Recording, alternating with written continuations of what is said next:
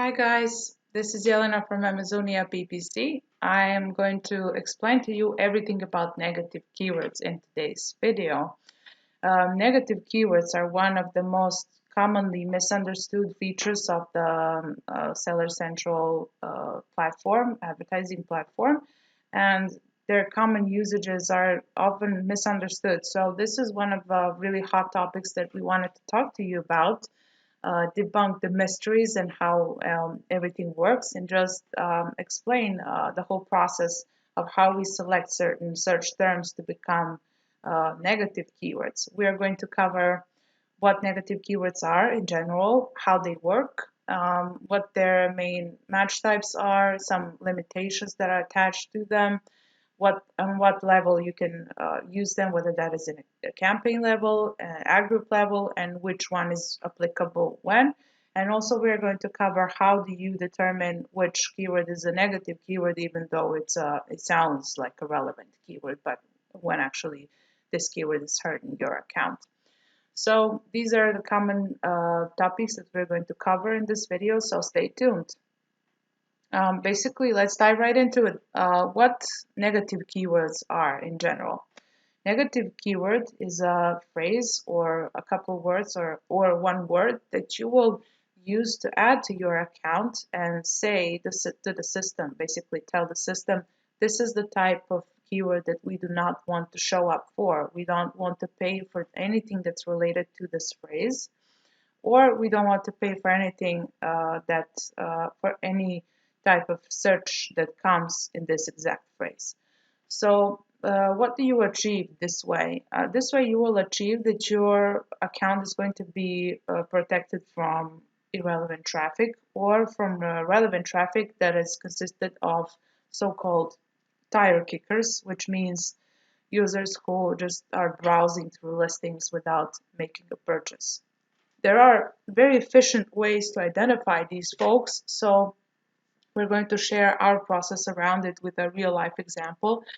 I have prepared a document that is consisted of real data without any name of the client or anything, and I also used just a random listing that to show you how this whole process looks like, and just provide more clarity around this great big topic called negative keywords. So now that we know that negative keywords are something that you basically tell the system, we don't want to show up for this, we are not paying for this type of phrase, and that way you are able to save in some cases even thousands of dollars from not spending on irrelevant traffic and users who you know are not going to purchase. So negative keywords come in two match types, which means there are two possible match types that you can use to add negative keywords to the account. One of them is exact match, which means you will basically tell the system, this is the exact match type in which I don't want to show up for. This is the kind of phrase in this order, nothing before or after it. I do not want to show up for. But this specific search term, this specific phrase, the whole phrase, is something I don't want to show up for. That would be exact match. When it comes to adding negative keywords in phrase match, which is another match type option for negative keywords, then this would mean I do not want to show up for this phrase or anything that's related to it, whether that will come before this phrase or after this phrase. But this phrase in this order and anything that's before or after it, I don't want to show up for, simply because it's that irrelevant or hurting my account that much that I don't want anything related to it.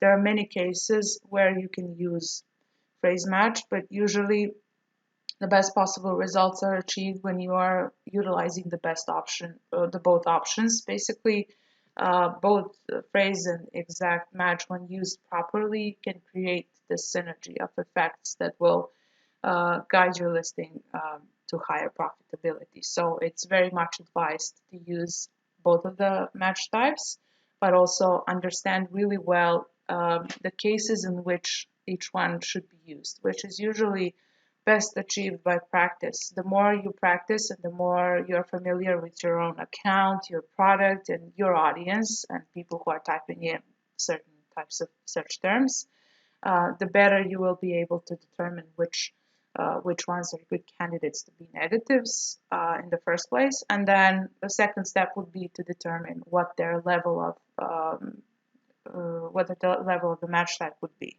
for you to use. So we're going to try and bring this whole topic a little closer with a real life example that I have prepared for you. So I mentioned also that negative keywords are something that can be used on both ad group and campaign level, which means you can protect your traffic, your campaign, your whole campaign from bad traffic, but you can also protect a certain portion of it, which is called ad group. You're probably familiar with that. So if one ad group is targeting a certain product and the other one is targeting another product, they're advertising different products. So basically, you might want to choose to only add certain negatives on ad group level. If you have one campaign that's dedicated to one product only, and then you have multiple ad groups that are split by match types, different keyword match types, then maybe it might make sense and save you time to add negatives on a campaign level, and the whole campaign then will be protected from bad traffic. In both of these cases, and there are many different campaign structures that could be applied to an account. So these two examples that I've just mentioned are not 100% exclusive. It's just something that I've given as an example. Before you would do any type of negative keyword exclusions, it's very crucial for you to understand what the data is telling you. So one of the crucial things that we have found while analyzing search term reports day after day and with multiple accounts is that it's much more important for you to look at the numbers than to look at the keyword relevancy in terms of search term relevancy. So relevancy still matters. It's absolutely important, but it's only the second step after you are unsure about what the numbers are telling you. Most of the cases, numbers will strictly be very clear in terms of whether this keyword, the search term that users are typing in, is a good candidate to be added as a targeted keyword or as a negative keyword. So whether you're going to take into account the relevancy factor of the search term, it really comes down to your understanding around the product, your understanding of the audience. If you have a niche, then basically understanding of the niche, and also understanding of the whole Amazon traffic in general. It's very important to understand that Amazon as a platform is very different from other platforms such as Google that also uses keyword targeting. Like Google uses keyword targeting, but we know for sure that on Google, users come from various types of search intents, which means somebody is going to come looking for a video to watch. Someone's looking for images. And then there's a third person coming for an informational search. They need more information around something.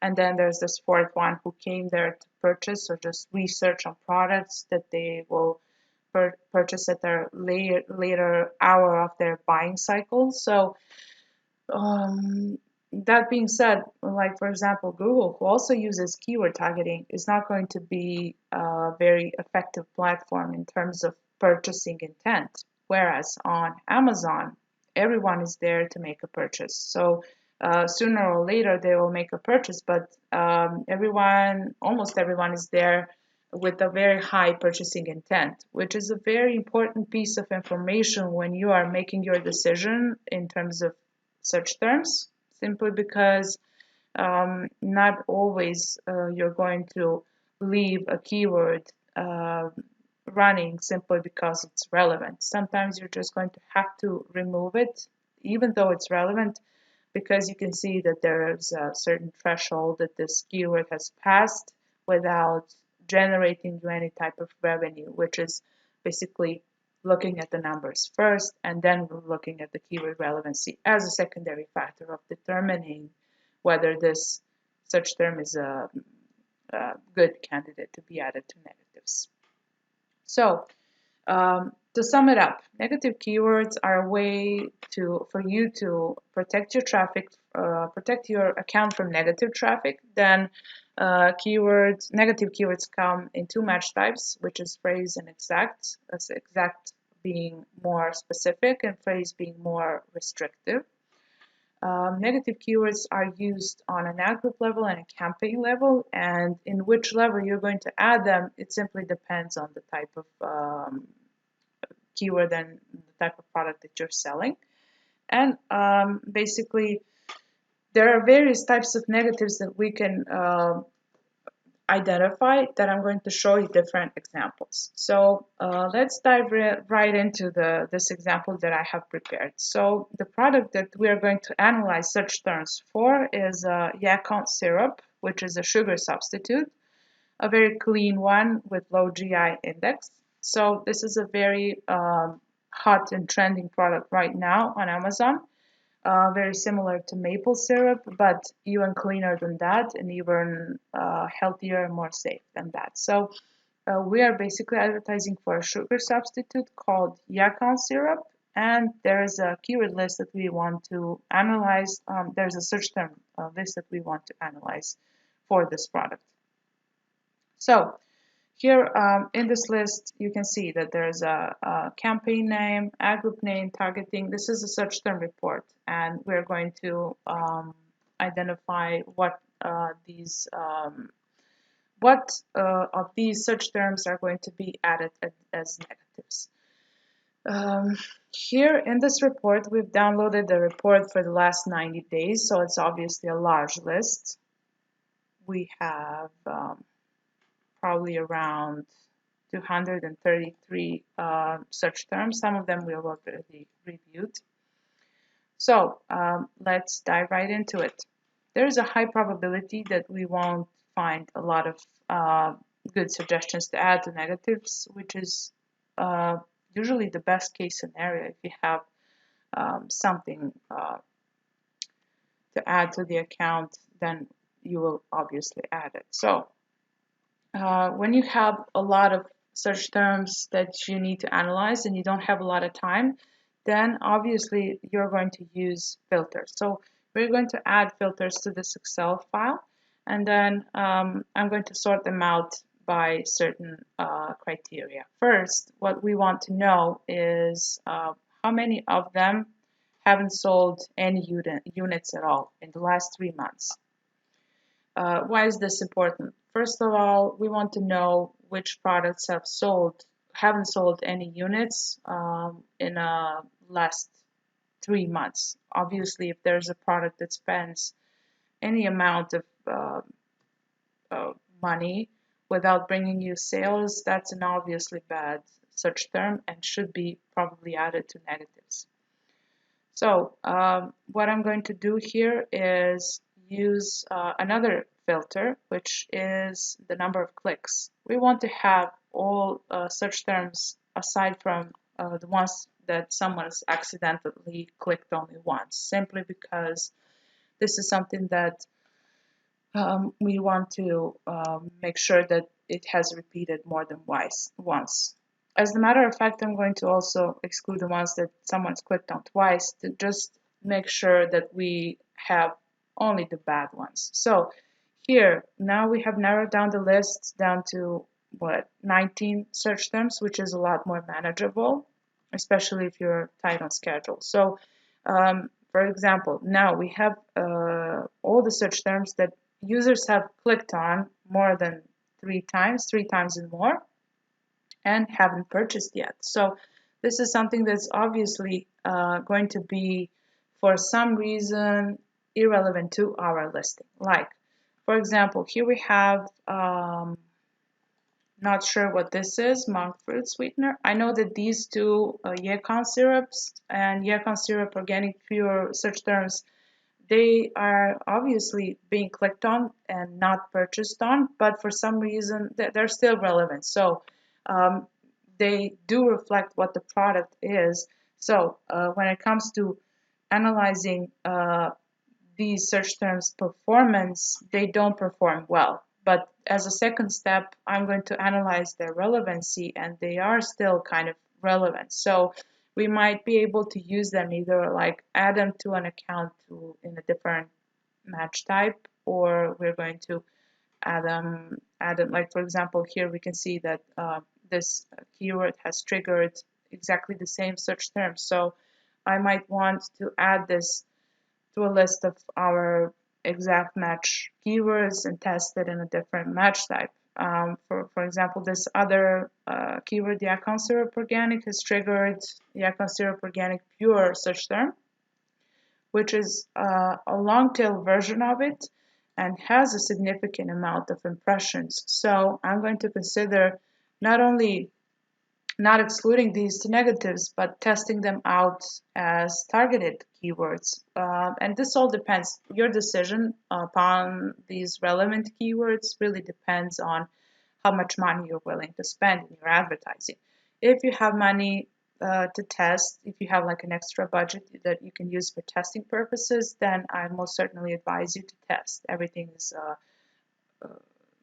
focused around testing, and usually PPC works best the more tests you do and more you know about this whole traffic and the type of audience that you're targeting. I chose this product to analyze, the Yacon syrup, simply because it's a very good example of showing how we have a very defined audience. Like, obviously, you have in your audience members people who are aware about their health, who are athletes, for example, young moms with kids, people on a diet who are allergic to gluten and stuff like that.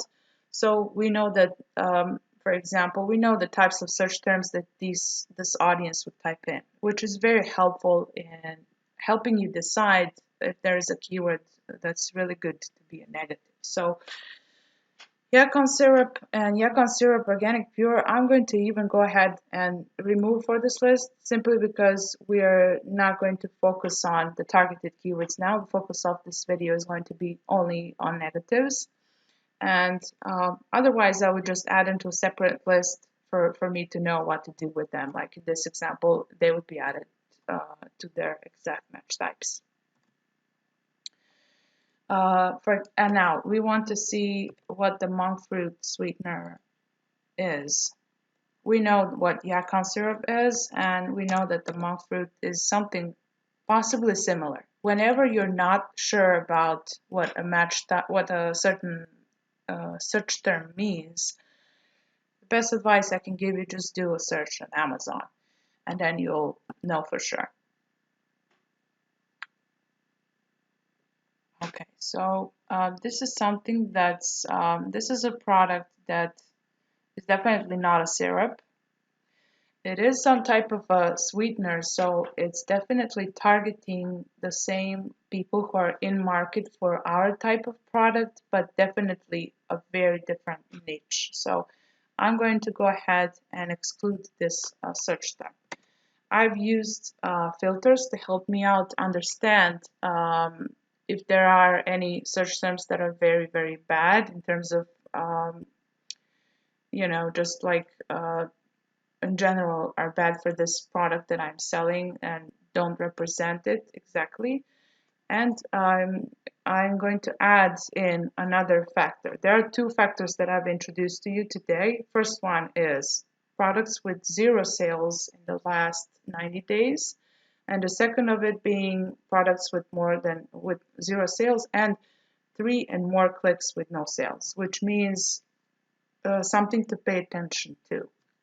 Now, since adding negatives is a pretty big move on the account, and you have to have strong understanding what you're actually doing and what possible consequences of your actions would be, then if you have additional information to serve you, then by all means use it. Like this third factor that I'm going to show you is the spend. If you are very serious about wanting to exclude a certain search term from the account, then you should take into consideration how much money it has spent so far on your account. We have search term, specific search term, who has over the course of 90 days spent $6 with no sales. And why is this very important? This is very important because if you're unsure whether a search term should be excluded, then by all means use calculations. You will know for each specific product that you sell what is the type of profit margin that you can count on. So, for example, here, if we have a product that costs $15, and out of these $15, let's say an average profit margin would be 30%, then that would make $5. So that's how much you are basically allowed to spend on one purchase without going into losing profitability. You're not going to be profitable if you spend $5 and then gather one sale. But if you spend $6 and generate this one sale for this one product, then you're going to even lose money, lose $1 over all of these clicks that you have paid for.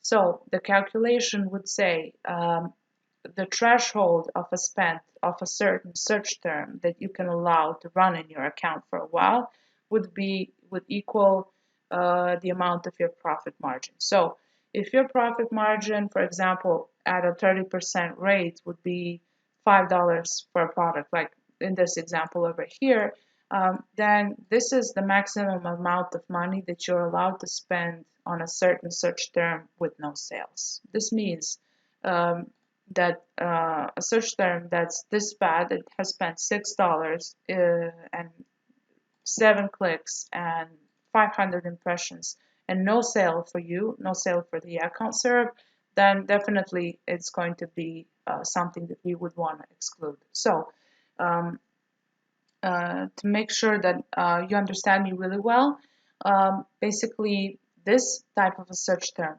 is something that your audience is typing in. That definitely users who are relevant in market, who are purchasing for these types of product very similar to the one that you are selling, they're typing it in and it is relevant and they are relevant, but we're still going to exclude this search term simply because it's not performing well. It's not working for your account, for your specific product. In this specific campaign, this is something that I would definitely go ahead and exclude in the, let's say, negative phrase match on a campaign level, simply because we know for sure that this is something that's not working. Aside from this one search term, we also have another one that's called Botcha Suite. I think that this is the way how it's pronounced, Botcha Suite or Bocca Suite. Let's look it up. Let's see what this means. We have the same criteria here. You can see 16 clicks, almost $10 spent, like double from what we can afford to advertise for, and no sales, 0 sales for the Bocca Suite search term. Now we want to learn what this is. We have tested this keyword. It has been a keyword in our account, but after continuous testing, we know for sure that after 3 months, it hasn't sold a single item. So this is something that we want to go ahead and consider on excluding.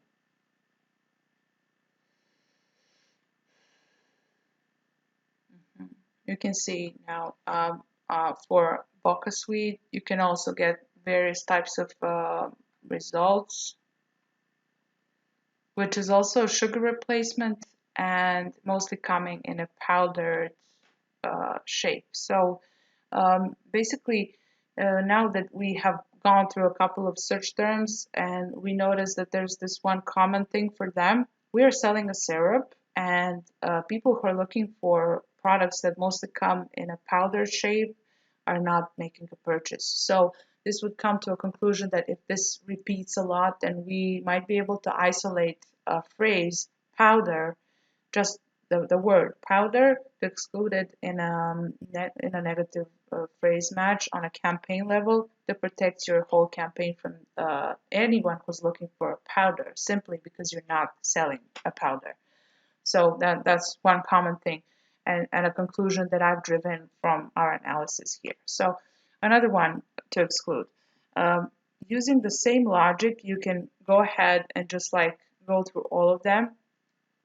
Some of them you will have to exclude because they are being irrelevant. Like for example, keto food is something that's just too wide in order for us to target unless you have something that a lot of budget to test and you want to have like a discovery campaign where you would use this campaign to expand the reach of your account, the reach of your products, and you want to invest an extra amount of money for customer acquisition, then it makes sense.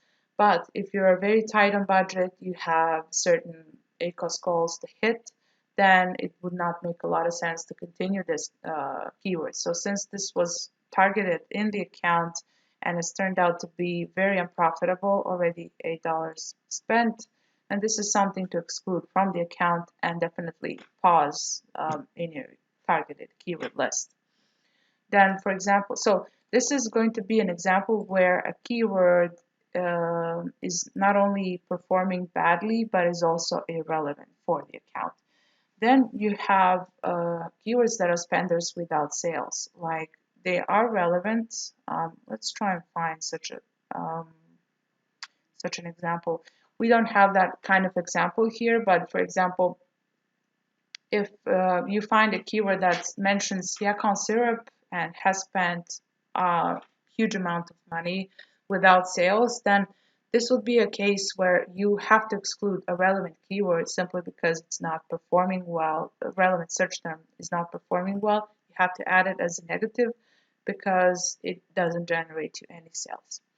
Then the third level of keywords that you want to, or the search terms that you want to exclude as negatives would be high spenders with very expensive sales. Like if you have an ACOS target of, let's say 30% is your target, and that's how much you can spend on acquiring one sale, then you have a search term that has spent something that's already 100% of the price of the product. Like a product price, for example, is $15, like we had in that example before, and you have already had a search term that has spent $15 then, and then after these 15 spent dollars, it has generated one sale. Then this means your ACOS is going to be 100%, and this is something that if it doesn't improve in the future, then still it would have to be eliminated simply because it's